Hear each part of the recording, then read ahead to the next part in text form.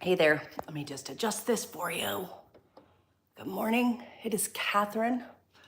It's a Sunday morning, and last week I came to you live. I get ready, I go to church Sunday morning, and I love talking to you all you guys before I leave. I go pick up my mother, I pick up my son, we go to mass, we go to brunch. It's like a Sunday thing. But today we want to talk about get some sleep. I want to help you get some sleep because I know how elusive sleep can seem, how elusive sleep can be, particularly when we're grieving. So I'm going to give you 5 tips that you can use and give you a conversation, things to think about to help you sleep. And I got my coffee. So before we get started, I do want to show this to you.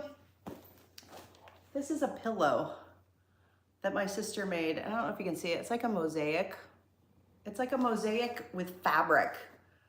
And she like quilted it on there. The girl is a phenomenon. It's just gorgeous. I always encourage you to keep happy things around you, things that make you feel comfortable, things that bring you joy. For me, this is one of them. I'm packing up almost all of my house, except for the things I just need, but this is one of the ones I haven't packed yet because I love it. Okay, so 5 tips to get some sleep. So if you are grieving, you're likely having a problem sleeping. If that is you, drop a comment below and say, yes, that's me. I have trouble sleeping. And this is a topic that I find so interesting because, I mean, I could talk about this for days, because I think we all know how hard it is to sleep, and doctors and people around you will be like, well, you got to get some sleep. You got to get some sleep. And you're like, no kidding. No kidding. I just don't know how to do that. So I'm going to share with you some of the tips, what I've learned over the years to help me sleep. So tip number 1, to help you sleep, to help you get some sleep, right, is to make sleeping a priority. Now, you know that sleep is important. We also have a tendency to self-sabotage our sleep in some ways. And the goal here is just to do your best. Do better than you've been doing tonight instead of tomorrow, and tomorrow. So instead of don't worry about what you did in the past, do a little bit better. And so this isn't about seeking perfection. It's about getting you sleep because this is what you need. This is your priority. So it's not beating yourself up because you haven't gotten enough sleep, but you also want to prioritize your sleep and put yourself in a position to actually have the goal of sleep. So many times I have one person that I work with, right? And she's like, well, I stay up till 3 or 4 o'clock at night. I do this, I do that. You got to prioritize sleep. You got to prioritize it, and you got to put things in place to help you get there. So recognizing that sleep is harder for you right now. And I want you to think for a second, right? When we say we want to sleep, we want to get some sleep. Think of the last time, and this might be a while ago, right? But think of a time when you woke up and you were like, that was an amazing night's sleep. Wow, I really needed that. Or, it felt really good. A day when you woke up and you really felt rested. Can you think of a day like that? If so, drop it below. And what happened that day? When I reflected on this, for me, I realized that the days when I slept the best were the days when I was really busy. I did a lot. I felt like everything was right in the world. And I know that there isn't anything that's right in your world right now. But going back to the time when it was, that's what we're looking toward. And it was usually a busy day that I had. I was usually out and about with people or with friends, maybe my family, kids or dogs or pets. And then I accomplished something and I achieved something. So when I was doing a lot, I would come home and I would flop on my bed and I would fall right to sleep. So that is what we're going for. So I want you to think about what were the things in your early 30s. Yes, and I'm going to talk a little bit more. As we get older, sleep also gets harder. So unrelated to grief, particularly for women, I'm dealing with it right now. Being perimenopausal, these things just wake you up in the middle of the night, and that's just hormonal. And so that's something else that we have to worry about. So it just makes it even harder. So we really need to line ourselves up to do this well. So tip number 1 was to make sleep a priority, right? Set yourself up for success and say, I want to get a good night's sleep, and don't self-sabotage yourself. Don't stay on your phone scrolling and scrolling and scrolling. You should not have your phone anywhere near you, watching things anytime close to when you want to sleep. Is the TV on? Yes. And so let's go to the next one. Tip number 2 is create an environment that's conducive to sleep, right? So if you want to sleep, you can set yourself up for success. Now that you've made it a priority, you want to set yourself up for success. What does that mean? You need to sleep in a cool environment. To be honest, the room I'm in right now is the hottest room in my house. It's the one that I spend the most time in. It's not ideal for sleeping. I bring a fan in, I do everything I can to make it as cool as possible. The cooler the room is, the better. If you want to make it really chilly and you can afford to do that and then put lots of blankets on, that's better than sleeping in a room that's too warm. You want to make sure that you haven't had caffeine, that you've turned off the TV, you've turned off lights. Any small amount of light can make a big difference. And I'll just tell you, the house that I'm in, the new owner, I'm just staying here for a little while. The new owner put in a security system that has these LED blue lights on the panel. And they are so bright that they affect my sleep. I've covered them up, I've taped them, I've done all kinds of things, because any amount of light like that will affect your sleep. And the brighter the light, if the light hits your body in any way, there's studies that you can read that say that's even worse. So you want it to be cool, you want it to be comfortable. Think of your bed, make your bed a haven, right? If you need to buy yourself a new pillow, use a comforter that's important to you. Bring something from your loved one to hold on to bring you comfort, whether it's a piece of their clothing or something that was really special to them, something that you can hug, something that you can hold on to, something that belongs to them. Get yourself some new jammies. Make sure you're comfortable, right? So you want to create an environment that's conducive to sleep, so that when you are ready to sleep, you can sleep. Tip number 3 is to make a routine and practice it. So I cannot emphasize this enough. You need a nighttime routine. Your body is out of whack, your hormones are out of whack, you're emotionally out of whack. Mentally, you are going through gymnastics that I don't have to tell you about, because I know that you know what you know. And you got to make a routine and you want to practice it, right? So what can your routine be? Your routine, good, no screen time. I love that. And no caffeine is so good. I've eliminated caffeine again, and I find that it just makes me so much calmer.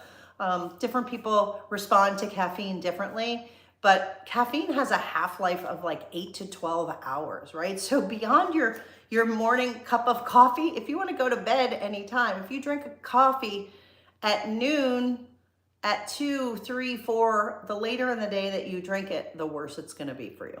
So there's your tip. And there is nothing wrong with decaf coffee either. Tastes just the same. No one would ever know. Okay, so where were we? Make a routine and practice it. This has everything to do with self-care. In my course, we do a big section on self-care. And what does that mean? So what is your nighttime routine? Something that you do every day. You're basically programming your body that this is going to be the time that I go to sleep. The best time to sleep is to be in bed before 10, because that's when it typically will get dark. That's what they say. Things that you can do to help you wind down. I just made a list of them. And again, you pick the ones that work for you. If it calms you down, do it, right? So taking a bath or a shower. And when you're in the bath or the shower, like if you're in the shower, and I was doing this morning, because I sometimes shower in the morning as well, because I can never get enough baths or shower. I love water. Water is my soothing everything. But if you feel, I just take a quick one in the morning just to wake me up, right? And so if you feel that water like on your face, just take a minute. It can be very, very calming. Just using a washcloth and rubbing a washcloth on your body as a means of self-care can be really, really soothing. Lavender, right? A lavender lotion. If you like lavender, if you don't like lavender, if you like rose, if you like some of the other ones. I have one and I forget what it's called. I'd have to look it up. It's a really smelly oil, but you rub it on the bottom of your feet and I'll tell you what, it makes you fall asleep. Right? So you find what works for you. And if you want to know what that oil is, drop me a comment below and I'll make sure I put it in the notes. Reading. Reading can be something that really, really can calm your mind at the end of the night. Listening to any type of music, prayer, or reading the Bible, if that's what helps you.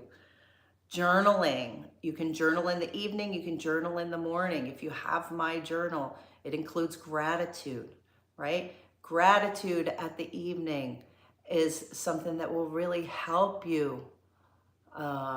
Yes, Jennifer, yes, this waking up at 3 a.m. Again, that can totally be hormonal too. It can be grief related, it can be hormonal, it could be something else. But I've been following Mindy Peltz. I love this woman. She's a doctor. She talks about all things health related, specific to women, food and nutrition and fasting and exercise as it relates to hormonal women, which we are, specifically as we age. So she is 54, and she really talks to women who are basically 40 and above. So she's phenomenal. I've been using all of her tools to help me get to sleep as well. Using a sound machine, having a constant sound, whether it be, I have a fan that I use, whether you have a sound machine. I found that if you sleep with headphones, again, you don't want your phone's light. Remember we talked about the light. You don't want the phone's light to be on there. But if you find something like a guided meditation, some really peaceful music, whether it's piano or flute or nature sounds, use what works for you. I've been lately using these binaural beats. And binaural beats, you have to wear headphones, and it uses both sides of your brain. And so sometimes the sound is on the right, sometimes the sound is on the left, but it really puts you in this trance. And it's very, very soothing. Now, maybe it's because I have a tendency to be a little ADD, I don't know. It's something that they use to sort of calm ADD minds, or ADHD minds. But try it out and see if it works. And if you like the binaural beats, do it before bed. I do it and I drift off to sleep with that happening right with my headphones. Oh, and I wanted to share with you something that Deepak Chopra, if you know who he is, there was something that I was listening to his on, and this was a long, long time ago, but sometimes things land and you just remember them. And he was talking about having trouble sleeping. And he said, if you are just laying down in a calm state and resting and not physically sleeping, that is just as good. It's just as good. Just rest. If we get all up in our head and worried about whether or not we're sleeping, and we wake up at 3 o'clock in the morning, we're like, oh my gosh, I can't go back to sleep. right? If you freak yourself out about it, it's just going to keep you awake. So if you just get up, do something, they do say that it's good if you wake up and you're having trouble going back to sleep, get up, read a book for a little bit, get yourself a glass of water, come back and try again. If you're focusing on the fact that you can't sleep, you're not going to be able to sleep, right? It's this double-edged sword. Mindy, who I mentioned, she also has red lights that she puts in all of her lamps in the evening. And she, when she turns on her lamps, they all have red light bulbs, and that's very calming. It's counter to the blue light that we often get on our phone. And again, there is a setting on your phone. If you have an iPhone, I think they have them on all phones now. Make sure that the blue light setting is on, so that blue light is not affecting you. That can make a big difference, especially if you're scrolling in the evening. But remember not to scroll. And again, this is about creating a routine. What is the thing that you're going to do the same way every single night? What does that routine look like? Is it, for me, it's starting to get ready for bed, starting to calm down, washing my face, brushing my teeth, getting a book, starting to read. I read for 15, 30 minutes at a minimum. I put on my binaural beats lately, right? I focus on just being in my bed and how good it feels, because I love my bed. Yeah, so that's tip number 3. Make a routine, and then you have to practice it. Make it a routine and practice it, and don't beat yourself up. It's a practice. Tip number 4 is that physical movement will help you sleep. Physical movement is the opposite of sleep, right? So the more physical movement that you can get, the more your body will want to recoup with sleep. For those of you, I have some folks who were runners or really exercised a lot, and then grief struck, and then you've stopped exercising. Your body needs the exercise. And if you're somebody who doesn't typically exercise, this is a great time to start, because it will help you sleep. And it doesn't matter. So I'm saying physical movement. That's why I didn't call it exercise. And on the tip, it's physical movement. What is the physical movement that helps calm you? You could put physical movement in your nighttime routine. So things like restorative yoga, things like gentle stretching, do some push-ups, do some sit-ups as part of your nighttime routine. Just touch your toes, bend over. Cat-cow, if you know what cat-cow is. Powerful, powerful. If you do that every day, especially as we get older, getting our back limber, making everything just keep working, it can make our body feel so good. Just the simplest amount of stretching. I do a thing every morning that's called Fit 15 that my friend does, and it's called slow and stretchy. So she has workouts that are full workouts that are 15 minutes to really get your heart racing, but then she also has these slow and stretchy. And so that's something that can really calm me down. So if you're interested in that, she's got a collaboration with me. She gives you a discount if you want that.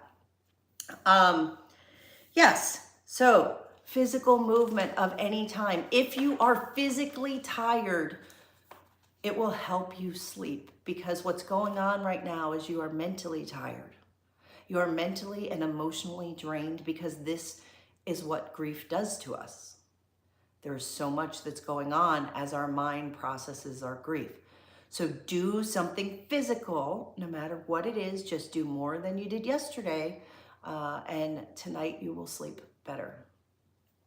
And then this last one is so powerful, so powerful. And sometimes we don't think about it. When we are grieving, and I'm just as guilty as the next person, we tend to isolate. We tend to isolate, and we get all up in our head, and we think all the thoughts that are usually not quite as nice. I apologize, my nose is super itchy right now. We're not always nice to ourselves. And so tip number 5 is we got to calm our mind with communication and connection. There's 3 C's there. Calm your mind with communication and connection. How do you do that?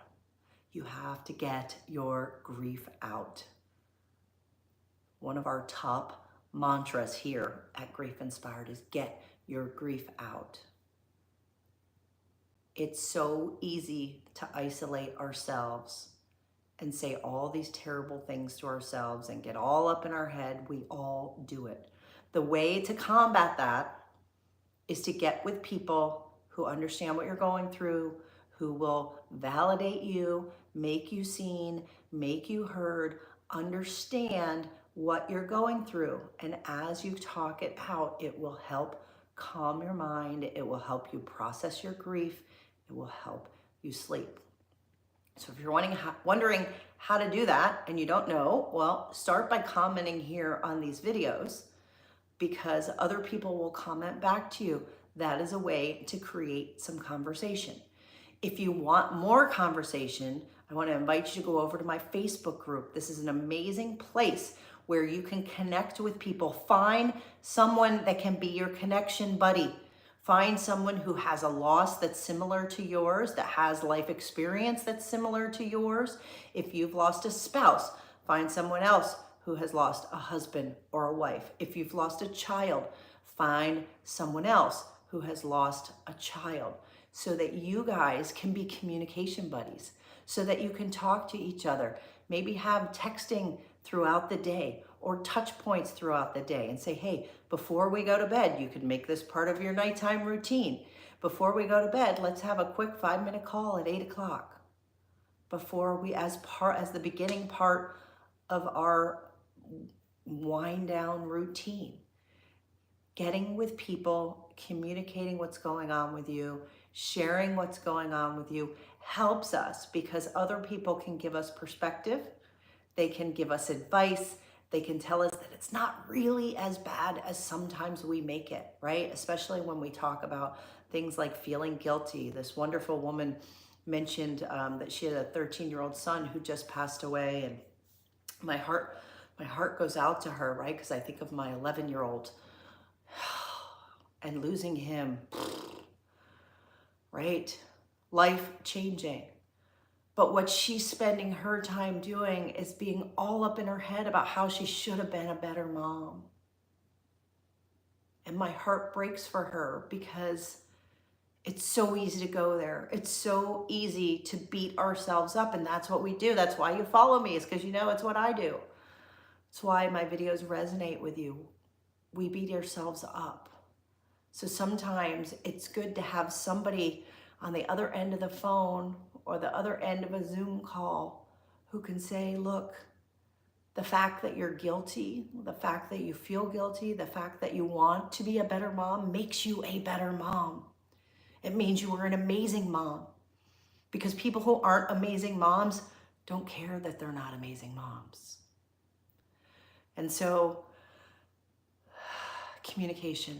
Calm yourself, calm your mind with communication and connection. Now, when you go over to my Facebook group, it's Grieve Inspired. You can find it there. There are questions that you have to answer. Jan is our admin there, and Jan tells me in every video to tell you, answer the questions or she will not let you in our group. And I love that so much, because this is a safe space. The questions are, who did you lose? When did you lose them? And what are you hoping to gain here? That's it. It's not difficult questions. And I guess we ask you for your email because we want to know that you're legit. So, yeah. Go over to that group. Be there. Be with other people. Get out of your head. So let's run through these tips again. 5 tips to help you get some sleep. Make sleep a priority. Create an environment for sleep. Make a sleep routine and then practice it. Tip number 4 was physical movement will always help your sleep. And tip number 5 is calm your mind with connection and conversation. What question is going off in your mind? What is the question that keeps you up at night? Leave it below. I'll create a video. We'll answer it. We'll talk through it. Go into my Facebook group. and ask the question there. Get advice, comments from other people, get other people's perspective. Everybody's not always going to agree with you, but part of healing our grief is gaining a new perspective.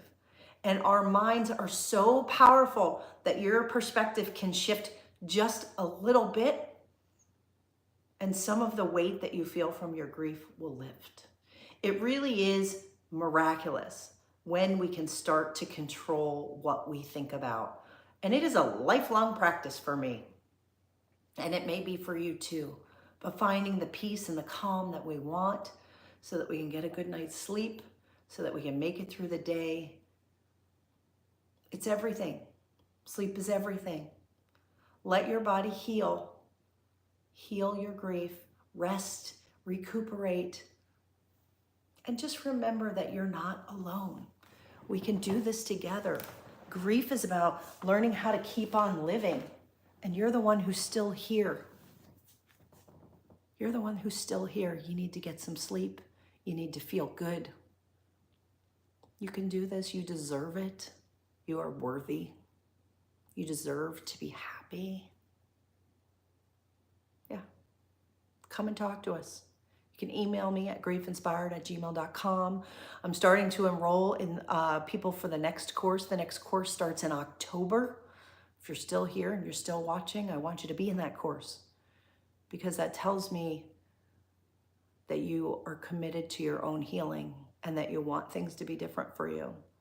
So email me at griefeinspired@gmail.com. We can have a conversation and we'll decide whether or not that course is right for you. The course is $497 for 10 weeks. It'll take us through Christmas. Jan is here. Hi, Jan. Good morning. Did you sleep in today, didn't you? Having my coffee. So I have to go. It's time to head off to church. You guys, you've got this. We can do this together. My dad's anniversary is next week. It's looming. It's coming. And I'm preparing. We can do this together. Have a great day. Let me see if I can figure out how to turn this off. I don't know.